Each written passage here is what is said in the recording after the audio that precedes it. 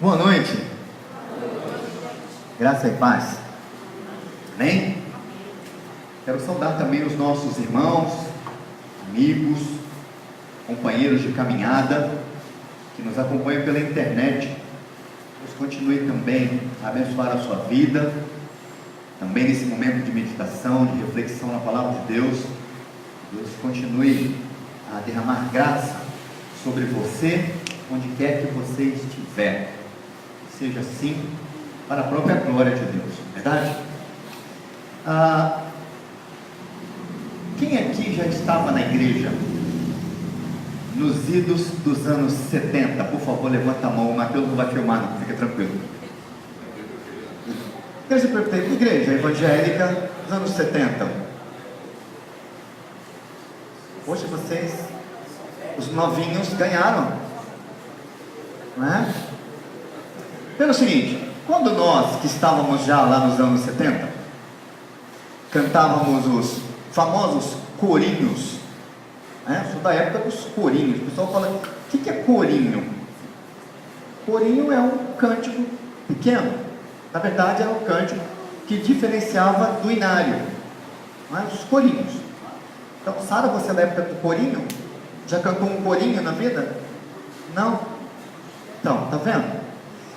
Mas um corinho que nós cantávamos, e hoje a gente fala desse corinho e fala assim, não, essa letra não é muito interessante hoje, mas era uma poesia tão bacana. O Neto sempre fala comigo, pastor, tem poesia nisso daí, repara a poesia. Nós cantávamos que alguns deles, né, acompanharam as épocas, né, porque embora fosse lá dos anos 60, 70, a gente continua cantando, a turma nem sabe. Mas eu creio, por exemplo, que Glória para Sempre é lá dessa época, e a gente canta até hoje.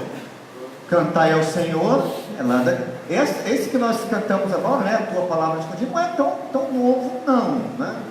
90? É? Então achei que era mais antigo. Mas deixa eu ir então direto ao ponto.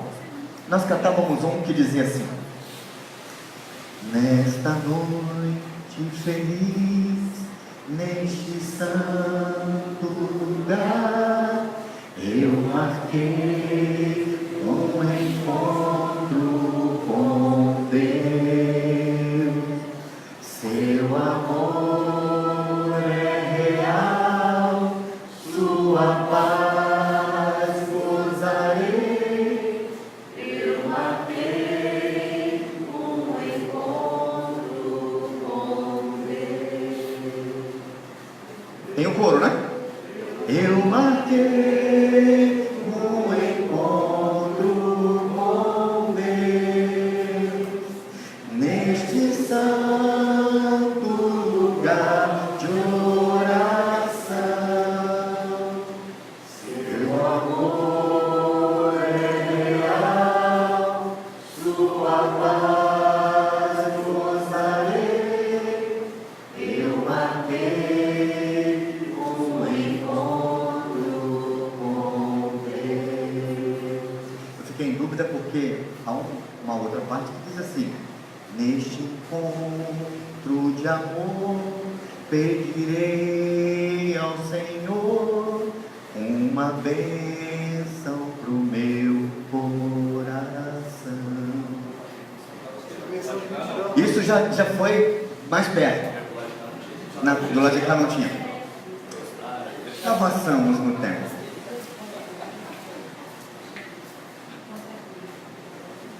Até o mês passado nós falamos aqui sobre conversão. Estamos o mês inteiro refletindo sobre isso, da importância, da necessidade da conversão, como ela acontece geralmente, o que ela faz nas nossas vidas. Hoje eu quero, começando uma nova série que fala sobre pecado, sobre pequenos tropeços, grandes pecados. Na verdade, a busca é por contribuir com uma espiritualidade saudável para o dia a dia.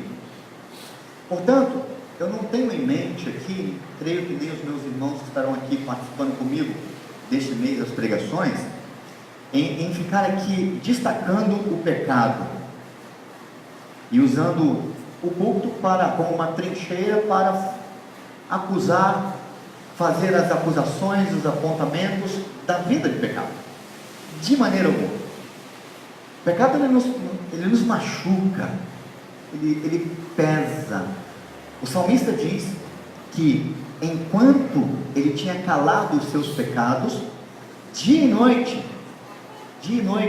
a mão do Senhor pesava sobre ele e o seu vigor se tornou como sequidão de estio, ou seja, como uma terra seca, enquanto ele não confessou o pecado. Então o salmista chega a dizer isso. Portanto, a minha proposta aqui para esse mês é justamente tentar levantarmos aqui situações vividas por servos de Deus, que nos ajudam a enfrentarmos os nossos pecados, que funcione como antídoto, que funcione como combate, sim. Essa é a ideia, essa é a proposta aqui. Então, eu vou começar por algumas bases por onde a gente tem que andar, por onde a gente começar. Eu quero ser muito breve aqui, muito breve. Quero convidar você a abrir a sua Bíblia no livro do profeta Isaías, no capítulo 6. É um texto muito conhecido. Aliás, creio que uma das primeiras pregações que eu tenha feito aqui na igreja tenha sido com base nesse texto. Quando falei do momento de crise, falei, olha, não é o momento de crise que determina os rumos da caminhada, mas a ação de Deus. Foi com base nesse texto que nós, naquele dia, ministramos a palavra aqui. Isaías capítulo 6. Por que Isaías, gente? Simples.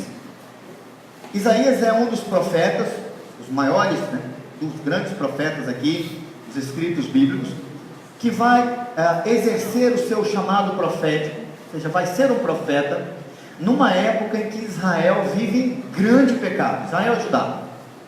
O povo anda numa situação deplorável, uma situação catastrófica, e talvez seja este o profeta que tenha um contexto de vida ao seu redor mais pesado, mais atingido pelo pecado do seu povo. E a mensagem que ele prega é uma mensagem duríssima, de condenação, de confronto com essa vida pecaminosa. Então por isso aqui o Isaías é escolhido. Capítulo 6, a partir do versículo 1, diz assim: no ano da morte do rei Uzias, eu vi o Senhor assentado sobre um alto e sublime trono, e as abas de suas vestes enchiam o templo. Serafins estavam por cima dele, cada um tinha 6 asas, com 2 cobria o rosto, com 2 cobria seus pés e com 2 voavam, e clamavam uns para os outros. Aliás, a igreja poderia ler esse versículo 3, vamos lá? E clamavam uns para os outros, dizendo: Santo, Santo, Santo, Senhor dos exércitos, toda a terra está cheia da sua glória. As bases do limiar se moveram à voz do que clamava, e a casa se encheu de fumaça. Então disse eu: ai de mim, estou perdido, porque sou homem de lábios impuros, habito no meio de um povo de impuros lábios, e os meus olhos viram o rei, o Senhor dos exércitos. Então um dos serafins voou para mim, trazendo na mão uma brasa viva que tirara do altar, com uma tenaz. Com a brasa tocou a minha boca e disse: eis que ela tocou os teus lábios, e a tua iniquidade foi tirada e perdoado o teu pecado.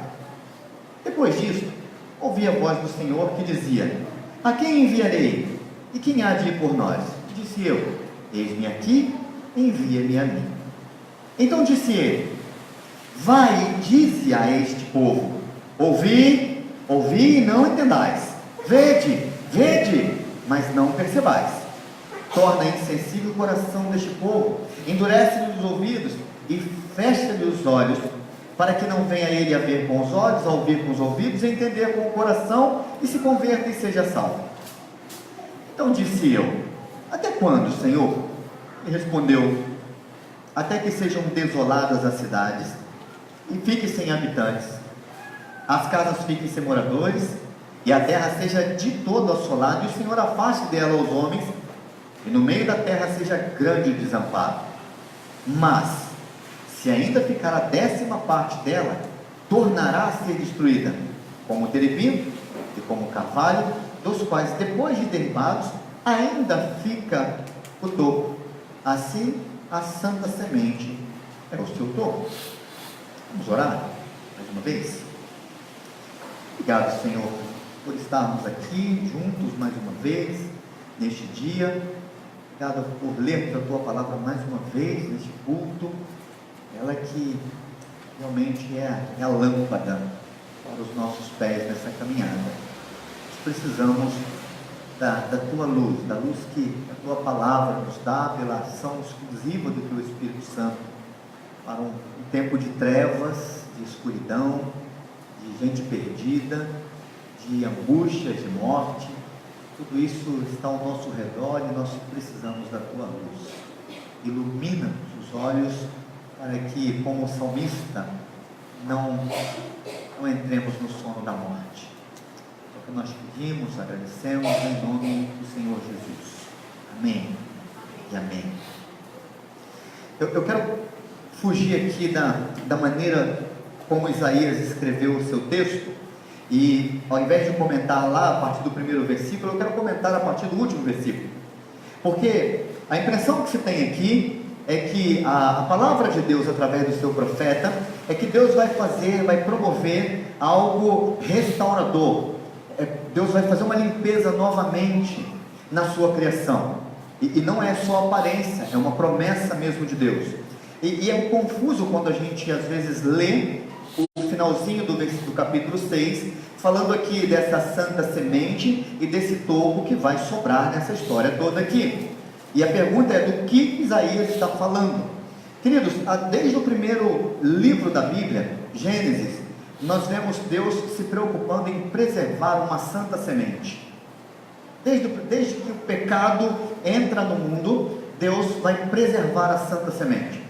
Tanto é que quando acontece o primeiro homicídio, e depois Caim sobrevive, e as gerações continuam a surgir na Bíblia, você vai ver lá na frente, que a descendência de Jesus, ela não vem da raiz de Caim, mas vem de Sete.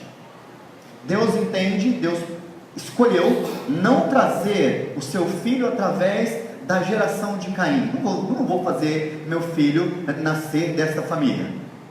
Então nasce Sete, e a história segue, e a partir dessa semente é que Deus então vai trazer o seu filho Jesus. Aqui, de novo, lá no profeta Isaías, quando Deus fala em limpar a terra, limpar o seu povo, mais uma vez, o que Deus está preocupado em fazer? Eu vou preservar a santa semente. Ele diz, olha, esse topo, ou seja, o que ficar, o que sobrar disso, vai ser a santa semente. Mas Deus já tinha prometido aqui, neste texto de Isaías, que Ele vai promover um tempo de santificação. Se você voltar às suas páginas da sua Bíblia, no capítulo 4, a partir do versículo 2 até o versículo 6, nós temos aqui um processo de santificação que Deus tinha prometido fazer. Ou seja, nós continuamos a leitura no capítulo 6, e vimos aqui que há um processo de santidade acontecendo, porque Isaías se vê diante de um Deus tremendamente santo. Isaías declara a tríplice santidade de Deus, ou seja, santo, santo, santo é o Senhor dos exércitos. Mas olha o capítulo 4, versículo 2 diz assim: naquele dia, ou seja, no dia que o Senhor vai agiria na vida desse povo, ele diz que o renovo do Senhor será de beleza e de glória, e o fruto da terra, orgulho e adorno para os de Israel que forem salvos. Será que os restantes de Sião e os que ficarem em Jerusalém serão chamados santos, todos os que estão inscritos em Jerusalém para a vida. Agora olha o versículo 4, que é um versículo central neste texto aqui. É o principal versículo, é quando o Senhor diz o que Ele vai fazer e como Ele vai fazer essa santificação. Ele diz, quando o Senhor lavar a imundícia das filhas de Sião e limpar Jerusalém da culpa do sangue do meio dela, com o espírito de justiça e com o espírito purificador. Isso aqui é processo de santificação de Deus. Então, Isaías está proclamando aqui essa mensagem de Deus no meio de um povo, numa época em que a santidade é extremamente necessária. Agora, no capítulo 6, nós temos aqui um encontro, ou talvez um grande encontro entre Deus e Isaías.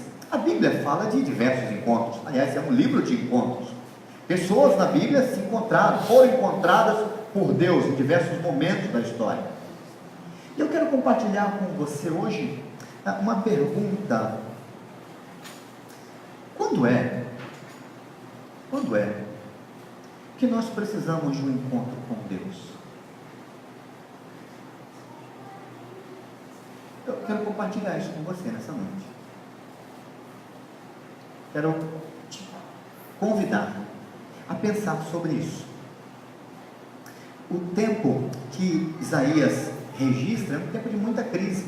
Ele registra logo no início desse texto, do capítulo 6, a morte do rei Uzias. Isaías era alguém de uma família muito influente.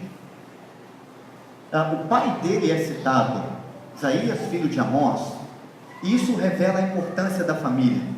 Alguém que provavelmente gozava de certa influência e intimidade com a própria família real. Mas aqui, quando ele fala deste texto que vai mostrar aqui o seu chamado, um chamado especial de Deus, fala exatamente de quem é esse Isaías. Isaías sofreu. Vou ler aqui algumas informações sobre ele. Primeiro, que ele recebe ordem para pregar uma mensagem de advertência e denúncia, como nós vimos aqui, e você pode olhar a partir do versículo 10. É uma mensagem estranha, no mínimo. Torna insensível o coração deste povo. Normalmente nós vemos mensagens, estamos acostumados a ouvir mensagens, justamente para quebrantamento do coração, e não para endurecimento do coração.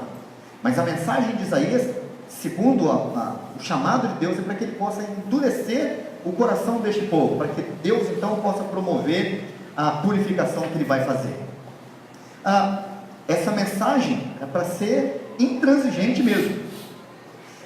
Ele foi odiado e sofreu oposição do idólatra rei Acás. Foi favorecido e respeitado pelo rei Ezequias. Não obstante a isso, ou apesar disso, o próprio rei Ezequias não ouviu as palavras dele. Quando rei Ezequias, quis fazer uma união com o Egito, e ele o adverte, e o rei passa por cima disso. Agora, o filho de Ezequias, o Manassés, segundo os historiadores, pode ter aí transformado Isaías no mártir, ou seja, ele foi martirizado pelo rei Manassés por volta do ano 680 a.C. O que poderia dizer então de imediato sobre encontros com Deus? De imediato eu diria o seguinte, que alguns homens e mulheres se encontraram com Deus, foram encontrados por Deus, mas se encontraram com Deus, só a título de base bíblica para você marcar aí na sua Bíblia. Abraão, no capítulo 22 de Gênesis, versículos 1 a 19, quando Deus prova a Abraão, ali tem um encontro fantástico entre Deus e Abraão, e não foi o primeiro. No capítulo 32 de Gênesis ainda, no versículo 22, Deus muda o nome de Jacó, um encontro transformador. E Moisés, capítulo 3 de Êxodo, o grande evento da sarça, um encontro transformador. Aquele encontro muda a vida de Moisés, da sua história e do povo de Deus para sempre. Juízes, capítulo 6, Gideão, ele é convocado para lutar. 1 Samuel, capítulo 3, versículos 10 e 11, Deus volta a falar, numa época que a palavra de Deus era escassa, Deus não falava, era difícil, era rara a palavra de Deus naqueles dias, e Deus quebra o silêncio dos céus, e tem ali um encontro com Samuel, o jovem Samuel. E ainda no primeiro livro dos Reis, capítulo 19, Elias, seu profeta, fugindo, amedrontado pela rainha, correndo risco de morte, Deus se encontra com ele numa caverna e o recoloca na missão. Olha, Elias, o que você está fazendo aí? Depois dele ter caminhado um dia, depois dele ter pedido a morte, um dia pelo deserto, Deus fala, o que você está fazendo aqui? E o Elias fala, eu fiquei sozinho, mataram os teus profetas, derrubaram os teus altares, estão querendo tirar minha vida.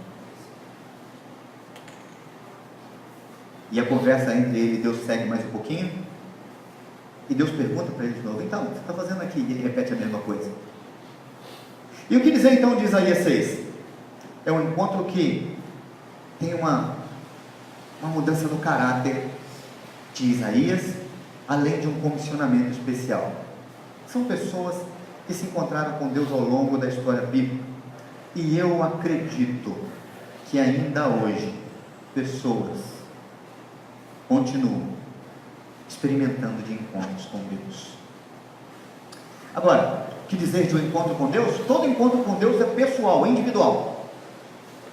É pessoal. É a hora de estar face a face com Deus, entre o indivíduo e Deus. É um momento onde não pode haver intermediário, não tem sacerdote, não tem instrumentos, não tem artifício nenhum para interferir, para levantar-se como barreira, como mediadores. Esse encontro é direto, é entre Deus e aquele com quem ele se dispôs a encontrar. É o momento da individualidade com Deus, é o momento da solitude mais profunda para estar a sós com Deus. Grava essa palavra aí: solitude. É um momento de solitude para estar a sós com Deus. Solitude, irmãos e irmãs, não é solidão. Solidão é quando nós estamos ao redor de um monte de gente e nos sentimos sozinhos. Solitude é quando nós nos retiramos do meio das pessoas para estarmos a sós. Então, o encontro com Deus é um tempo de solitude profunda para estarmos a sós com Deus. Agora, também podemos dizer que a necessidade de um encontro com Deus possui algumas evidências. E aqui já caminhando já para a resposta da pergunta que eu fiz. Ou seja, quando nós precisamos de um encontro com Deus? A primeira coisa que pode nos vir à mente, e eu preciso ajudar você a corrigir pessoas que podem pensar isso. Alguém pensa, e costuma pensar, que só os não crentes precisam de encontros com Deus. Não. Isaías era crente, era profeta, ministrava no templo a palavra profética, entregava mensagens sérias, e mesmo assim ele precisava de um encontro com Deus. Bom, eu pontuo agora quando é que nós precisamos de um encontro com Deus. Em primeiro lugar, nós precisamos de um encontro com Deus quando nós apontamos com facilidade para o pecado dos outros e não conseguimos ver os nossos próprios pecados.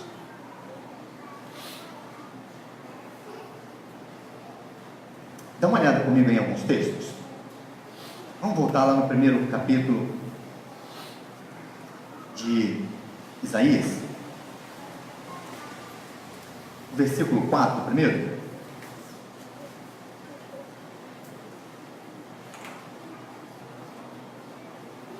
Isaías 1,4 diz assim: ai desta nação pecaminosa, povo carregado de iniquidade, raça de malignos, filhos corruptores, abandonaram o Senhor, blasfemaram do Santo de Israel, voltaram para trás. Capítulo 3, versículo 9.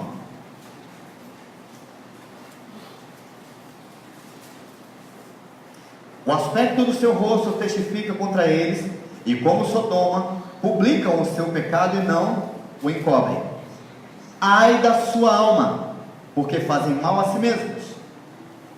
Ainda no capítulo 3, versículo 11: ai do perverso, mal lhe irá, porque a sua paga será o que as suas próprias mãos fizeram. Capítulo 5, versículo 8: ai dos que ajuntam casa a casa, reúnem campo a campo, até que não haja mais lugar, e ficam como únicos moradores no meio da terra. Ainda no mesmo capítulo 5, versículo 11: ai dos que se levantam pela manhã e seguem a bebedice, e continuam até a alta noite, até que o vinho os esquenta. Versículo 18, do mesmo capítulo: ai dos que puxam para si a iniquidade com cordas de injustiça, e o pecado com tirantes de carro. Mesmo capítulo, versículo 20: Ai dos que ao mal chamam bem, e ao bem mal, que fazem da escuridão luz, e da luz escuridade, põe o amargo por doce e o doce por amargo. 21. Ai dos que são sábios aos seus próprios olhos e prudentes em seu próprio conceito. 22. Ai dos que são heróis para beber vinho, valentes para misturar bebida forte. Se você contou aí, Isaías, ele 9 vezes ele fala: ai desse, ai daquele outro, ai daquele que faz isso, ai desse, ai de ontem, ai de hoje, ai de amanhã. E agora que ele tem um encontro com Deus, ele diz: ai de mim, ai de mim. A palavra de Deus nos diz lá no apóstolo Paulo, 1 Coríntios capítulo 11, versículo 28, diz assim: examine-se pois o homem a si mesmo. Nós precisamos de um encontro com Deus quando nós apontamos com facilidade para os pecados dos outros e não conseguimos ver os nossos próprios pecados. Nesse encontro com Deus, Deus fez Isaías ver quem ele era. A grande questão aqui não é Isaías ver quem era Deus. A grande questão é que quando Isaías vê quem é Deus, fica estampado quem Isaías é. Jesus disse aos fariseus, lá em João capítulo 8, versículo 7: aquele que dentre vós está sem pecado, tire a primeira pedra. Para enxergar a si mesmo, é preciso visão, olhos espirituais, ação do Espírito e palavra de Deus. Nós cantamos aqui: a tua palavra escondi, guardada no meu coração, para eu não pecar contra ti, Senhor. Segundo a Bíblia, cada um dará conta de si mesmo. Nós precisamos de encontro com Deus quando apontamos com facilidade os pecados dos outros e não conseguimos enxergar os nossos próprios pecados. Segundo, nós precisamos de um encontro com Deus quando alguma ou algumas áreas da nossa vida estão sendo dominadas pelo pecado.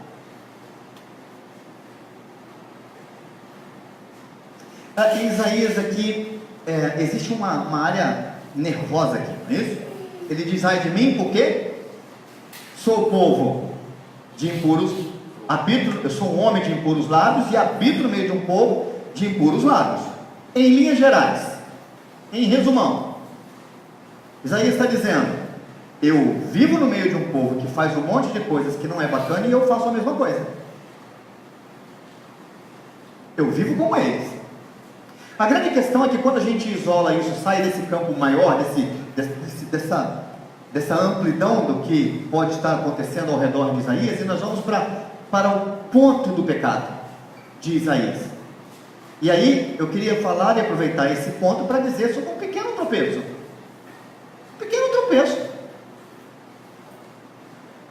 Temos um colega em Bitirama que a gente carinhosamente chamava de língua bamba.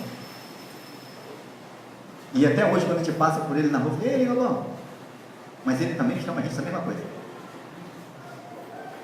Língua bamba.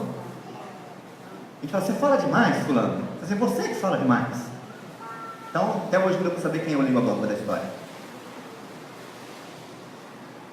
Mas assim, quantas vezes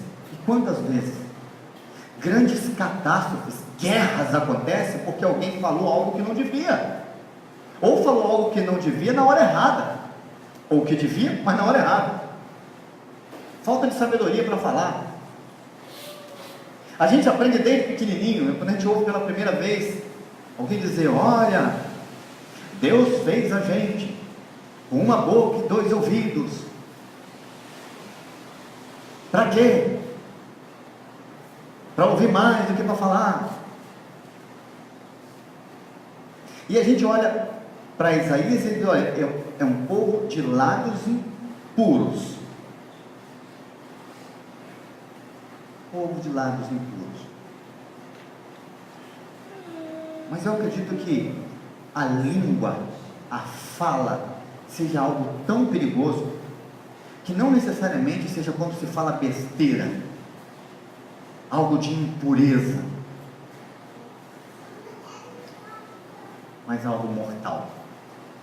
Estava conversando com o Rodney hoje de uma canção do Sérgio Pimenta, e o refrão da música diz: a mesma língua que abençoa, amaldiçoa e traz divisão. Quanta coisa a gente não vive dentro da igreja porque alguém fala demais. E como é ruim quando a gente chega diante de alguém e fala: cuidado com fulana, cuidado com meu, cuidado com esse pastor, ele fala demais. Imagina, não vai lá aconselhamento com esse pastor, não, ele fala demais.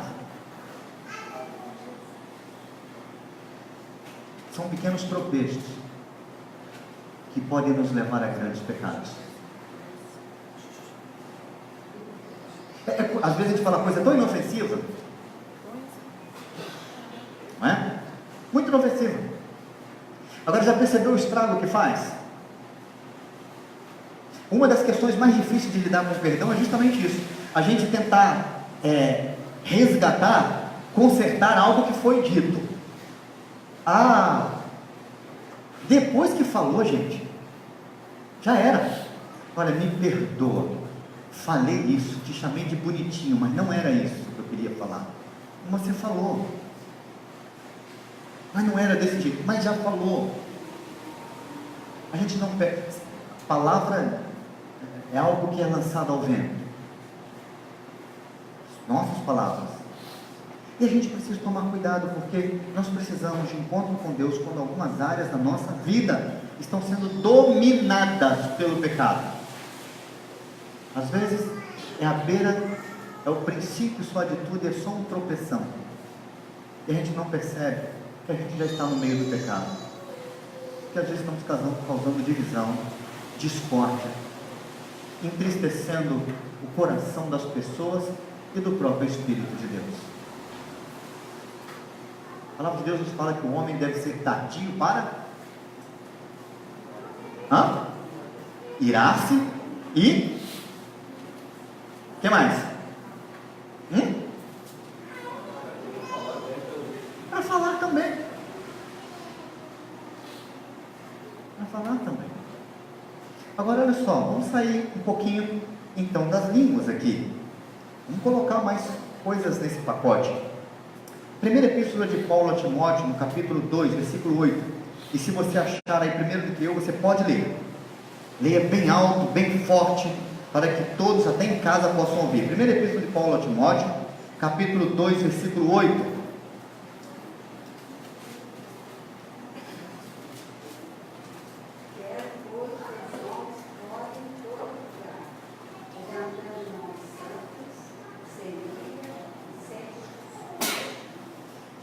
Quero, porém, que os homens se levantem na cidade com mãos santas, corinhos do tempo passado. Vamos recortar mais um, de criança. E aí as tias daí que me ajudem, por favor. Mas era assim: cuidado, mãozinha, no que pega, cuidado, mãozinha, no que pega, o Salvador do céu está olhando para você. Cuidado, mãozinha, no que pega. Jesus disse para que homens se levantem nos 4 cantos da cidade, erguendo mãos santas. O que a gente anda tocando por aí?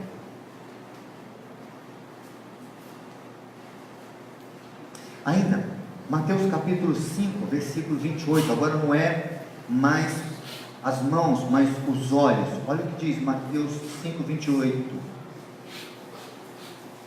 Eu, porém, vos digo: qualquer que olhar para uma mulher com a intenção impura no coração, já adulterou com ela.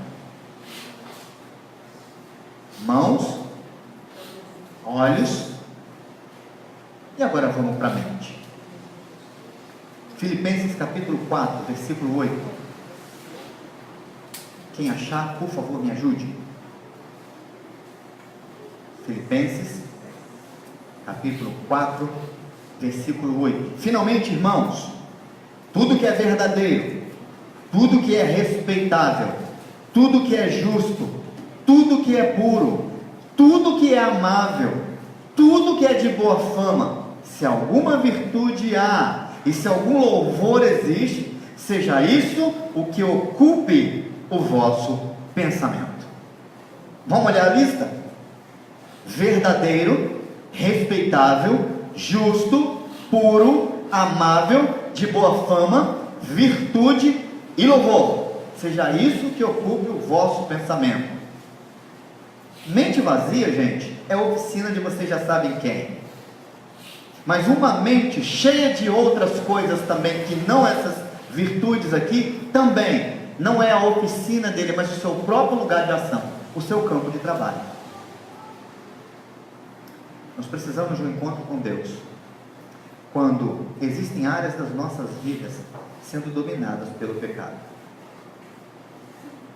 A gente, numa das conversas ontem lá no encontro no acampamento de jovens, numa das perguntas que eles me fizeram, eu fui dar um exemplo, e aí o pessoal falou assim: eu não sei o que é isso não, pastor. Eu falei assim: gente, duas coisas que eu falei, Eliane, lá, que eles não sabiam. Eu falei assim: o diabo usa um embornal de cunhas. E aí a menina falou assim: pastor, da frase que o senhor falou, eu só entendi o diabo. Ou seja, não sabe o que é embornal, nem que são as cunhas. Falei: vamos lá, vamos tentar explicar esse negócio. O embornal é uma bolsa bonita, linda, né? Tiracolo, né, Neto? Feito de pano, de pedaço de calça velha, o que tiver, você faz ali uma sacola e amarra da própria tira, aquela sacolinha básica ali, pronto, virou um embornal. Dependendo do lugar onde você estiver, da região, não se fala embornal, se fala embornar. Embornar. Embornar? Só o bor. Bornal. Falei: então isso que é embornal. Ah, ok. E o que é cunha? Falei: cunha é um instrumento do lenhador. O lenhador, quando ele vai rachar uma lenha com um machado, a madeira muito dura, ele dá a primeira pancada lá com o machado, e o machado ele não vai entrar logo de cara. Então ele vai ali, pega uma cunha, que é um pedaço de ferro, e vai ali naquela fresta, ele bate a cunha ali, vai bater nela com, às vezes, a própria parte contrária do machado, que se chama o olho do machado, vai batendo o olho do machado. A Eliane tem todo um sotaque vitiramês, não é? Então, vai batendo ali essa cunha, bate o machado à frente, bate outra cunha, bate o machado à frente, vai batendo uma cunha, um monte de cunhas até a lenha rachar. Dizem que o diabo anda com um embornalzinho cheio de cunhas. Você dá uma brecha, ele bota uma cunha. Você dá outra brecha, ele bota outra cunha. E quando você perceber, ele racha sua vida. Nós precisamos de um encontro com Deus, quando algumas áreas das nossas vidas estão sendo dominadas pelo pecado.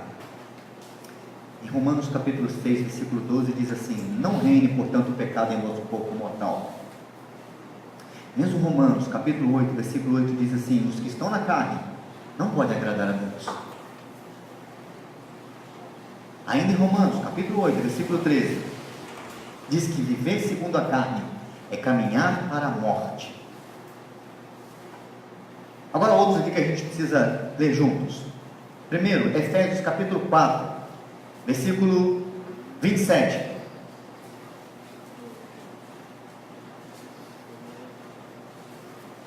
Efésios 4, 27. Quem achar, por favor. Se você estiver em casa com a sua Bíblia, eu desafio você também a ler esses textos. Vai anotando na sua casa, vai lendo tudo isso depois. Efésios 4, 27. Alguém achou? É só isso? O versículo todo, 4, 27. Olha, que coisa simples, tão direta a palavra. Tão simples. Não deis lugar ao diabo. Agora, lá no Antigo Testamento, diz assim: eu sou o Senhor vosso Deus, portanto, vós vos consagrareis, e sereis santos, porque eu sou santo, e não vos contaminareis por nenhum enxame de criaturas que se arrastem sobre a terra. Ainda, o mesmo livro de Isaías que nós lemos, no capítulo 35, versículo 8.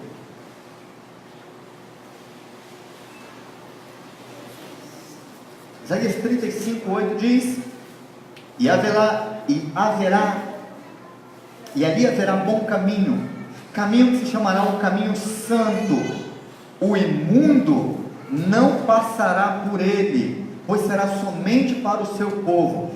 Quem quer que por ele caminho não errará, nem mesmo o louco.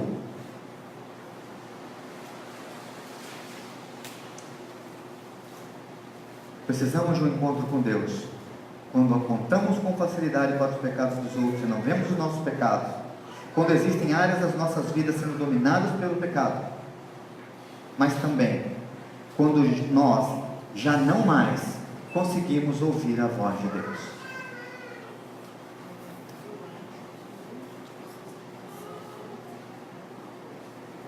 Com qual frequência nós ouvimos a voz de Deus? Em que situações nós ouvimos a voz de Deus? Porque nós corremos o risco de, creio que nós tenhamos falado isso pela manhã, alguém disse aqui pela manhã, às vezes quando a coisa aperta, a gente corre para ouvir a voz de Deus, buscar a resposta de Deus. Mas quando é que nós ouvimos a voz de Deus? Isaías só ouviu a voz de Deus depois de um encontro com Deus. Por isso, o texto ali nos diz: depois disto, depois desse encontro, depois do que ele vê, depois do que ele ouve, depois disso, ele ouve a voz de Deus. Ainda, em Isaías no capítulo 6, e do versículo 8, que diz justamente isso, a gente pode dar um salto aqui, lá para o Novo Testamento, em Mateus capítulo 3, versículo 17. Mateus 3, 17. E eis uma voz do céu que dizia: este é meu filho amado, a quem me comprazo. Jesus ouviu essa voz e isso fez diferença na sua história. Ele ouviu a voz do Pai e isso fez diferença para a sua história. Porque logo depois, se você continuar lendo capítulo 4, Jesus entra na tentação, e lá na tentação o diabo vai dizer o seguinte: você é mesmo quem você está dizendo que é? Quem eu penso que você é? Prove quem você é. Você é mesmo? Se é alguém com uma baixa autoestima, já é. Eu estou duvidando que você seja quem você fala que você é mesmo. Estou duvidando que você seja capaz de fazer o que você está pensando em fazer. Estou duvidando que você seja tão bom assim. Estou duvidando que você vai dar conta. Já ouviu isso? Eu acredito que você não seja isso tudo, não.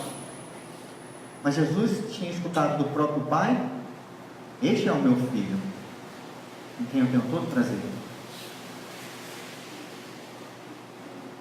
Só faltou Jesus dizer mesmo para o diabo assim: eu ouvi meu Pai dizer quem eu sou. Você pode duvidar do que você quiser, isso já está resolvido para mim. Mas ele não precisou de fazer isso, porque a lição para nós era extremamente importante, com toda certeza. João, vamos seguir um pouquinho no Evangelho. João capítulo 10. Ai, esse texto é muito bacana. João capítulo 10, versículos 3 e 4. Para este, o porteiro abre. As ovelhas ouvem a sua voz. Ele chama pelo nome as suas próprias ovelhas e ele as conduz para fora. Depois de fazer sair todas as que lhe pertencem, vai adiante delas e elas o seguem, porque e reconhecem a voz. Ainda mesmo capítulo 10, versículo 27. As minhas ovelhas ouvem a minha voz e eu as conheço e elas me seguem. Vamos avançar um pouquinho? Atos capítulo 10, versículo 13. E ouviu-se uma voz que se dirigia a ele: levanta-te, Pedro, mata e come. Essa é uma situação também única com Pedro. Mas Pedro ouve a voz do próprio Cristo, na sua visão, que transformaria a mente de Pedro para ele lidar com os gentios. Mas foi preciso ouvir a voz. Ouvir no processo dinâmico mesmo, de entrar por aqui, passar pelo coração e permitir que a palavra transforme. Não é simplesmente escutar, entrar no ouvido e sair no outro. Não é apenas um trabalho da orelha, mas algo que passa com o coração, pelos ouvidos do coração. Nós precisamos de um encontro com Deus, quando nós não conseguimos mais ouvir a voz de Deus.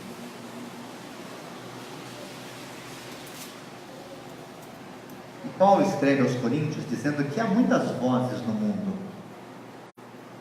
Muitas vozes. Se nesses dias então de internet, de redes sociais, a gente tem escutado tanta coisa, tanto absurdo. E o pior, que muitas dessas vozes estão moldando o povo de Deus. Tem gente por aí se dizendo profeta, dando profetadas para tudo quanto é lado, influenciando o coração do povo de Deus. E os escândalos continuam surgindo, e cada vez um escândalo novo. Os colegas pastores agora, se é que podemos chamá-los de colegas, até traficando fuzil agora virou comum.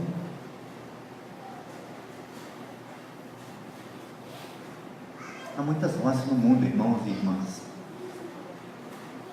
O que é preciso acontecer conosco para que possamos ouvir a voz de Deus? Naquela parábola do filho pródigo, no Lucas capítulo 15, só o pai escutava naquela casa. Repara para você ver. Na parábola do filho pródigo, só o pai escuta. O pai pródigo. O pai que esbanja amor. O pai que esbanja graça. Só ele escuta. Apocalipse capítulo 30. Capítulo 3, versículo 20, diz assim: Jesus dizendo: eis que estou à porta e bato. Se alguém ouvir a minha voz, eu entro. A surdez é um grande problema na vida espiritual de muita gente. Surdez espiritual. Tem gente que tem mais dificuldade para ouvir, não é? Tem gente que tem mais dificuldade. Aliás, há uma pequena ilustração que dizem que algumas pessoas, elas podem ser comparadas a 3 instrumentos no que diz respeito a ouvir, a sentir o toque de Deus, o mover de Deus. Diz que algumas pessoas são como o violino, que num simples toque do Espírito, elas são capazes de ouvir a sua voz.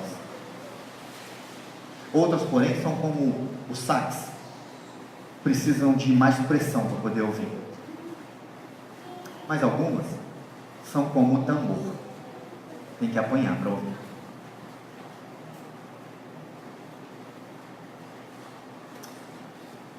Quando somos tocados pelo Senhor de forma purificadora, como aconteceu com Isaías, nós ganhamos sensibilidade para ouvirmos a voz de Deus. Portanto, nós precisamos de um encontro com Deus quando nós apontamos para o pecado dos outros, sem olhar para os nossos, quando as áreas das nossas vidas são dominadas pelo pecado e quando nós não ouvimos a voz de Deus. E aí você pode então se perguntar, ou dizer o seguinte: pastor, ok, entendi, mas eu não sei se eu estaria disposto a participar disso não, porque pecado estampado, o processo de Isaías é um processo doloroso. O processo de cura aqui, de limpeza da boca de Isaías, é um processo que revela a dor, é uma simbologia da dor, porque diz o texto aí, que Isaías, quando ele se depara diante de Deus, então, que ele vê aquela cena, que ele vê os serafins cantando e falando da santidade de Deus, Isaías diz que um dos serafins sai em sua direção. Perceba que o mover de Deus, a graça de Deus é em direção a Isaías. Então o mover de Deus, o serafim sai de lá do altar com uma brasa viva que ele pega no atenaz, uma tesoura de ponta gigante, né, uma tesoura grande que o ferreiro usa para pegar ferro, né, no fogo lá para malhar o ferro. Esse é o instrumento. E o serafim, o anjo, sai de lá então com essa brasa na tenaz, e ele traz essa brasa acesa, essa brasa viva, segundo Isaías, e ele toca com essa brasa na boca de Isaías. É lógico que é um símbolo, é uma visão de Isaías, mas gente, pensa na dor desse negócio. Já teve um machucado nos lábios? Aquele do sol? Dói muito. Natan, há pouco tempo, experimentou a primeira vez da afta. Não foi? Como doía. Pai, tem jeito de fazer alguma coisa com isso? Como é que você cura uma afta? Imagina os lábios, gente. Você sabe o que eu estou falando. O processo é doloroso. Então as pessoas podem olhar e dizer: pastor, eu não quero isso não. Deixa eu com o meu pecadinho de estimação. Deixa eu aqui, Deus é gracioso. Não vamos tocar nisso não. Tem gente que prefere se esconder do encontro com Deus. E fiquem tranquilos. Se você conhecer de alguém que está se escondendo de Deus por causa de algum pecado, isso é tão antigo desde a criação do mundo. Porque foi a primeira coisa que Adão fez quando pecou. Deus se apresenta, vai para o encontro. Adão, cadê você? Porque eu me escondi. Por quê? Tive medo. Estou nu. Jonas, fugindo para o porão do navio. O que você está fazendo aí? Estou fugindo de Deus. Mas Deus não desistiu dele, saiu atrás, saiu ao encontro. Até o grande encontro, Deus falando frente a frente com ele. Eu diria o seguinte: por que esse encontro mudou a vida de Isaías? É a razão pela qual esses encontros com Deus podem mudar as nossas vidas também. Eu vou pontuar 3 razões para este encontro. A gente já sabe o quanto a gente precisa, mas agora eu queria falar o benefício disso. Primeiro, o vislumbre do trono de Deus. No ano da morte do rei Uzias, no momento de crise, no momento que parecia que Israel estava sem governo, Isaías viu o trono de Deus, e Deus assentado no trono, governando a história, governando Israel, no controle de todas as coisas. Isso fez diferença para a vida de Isaías. É como se Deus dissesse: vocês não estão sem rei, eu governo a história.